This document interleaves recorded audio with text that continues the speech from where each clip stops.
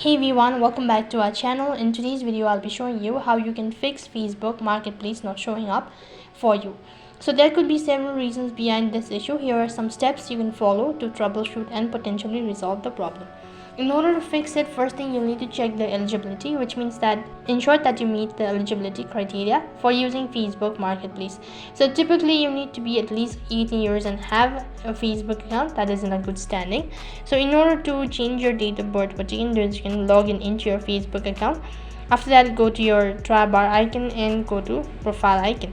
Once you've done this, scroll down and click on edit profile. Scroll down a bit and go to edit public details. Over here you can see all of these information. So what you can do is basically you can go ahead and make changes with your information such as your date of birth. So here click on edit next to basic info. After that, go ahead and change your birth date or the year, and that is basically how you can change your age verification. After that, make sure to tap on the save button so that the changes will be saved. Once you've done that, you might want to refresh your application and that might be able to fix your issue. Apart from it, what else you can do is you can also check your location settings. Now Facebook Marketplace availability may vary by reasons, so make sure your location settings on your device are turned on and set correctly. So Facebook Marketplace may not be available in some countries as well. So if you don't see this Facebook Marketplace in your application, in your account, then it might be a reason that this particular feature is not available on your country. If none of these seems to be working, you can also clear your cache as well as data. For that, long press on your Facebook and go to app info. After that, go to storage and click on clear cache as well as clear storage if you want to do it. So sometimes you might be logged out of your device, so make sure that you know your login credential. Once you've cleared your cache as well as clear the data, you might also want to log out and log in once again. That might be able to fix the issue. And you can also try checking the account status.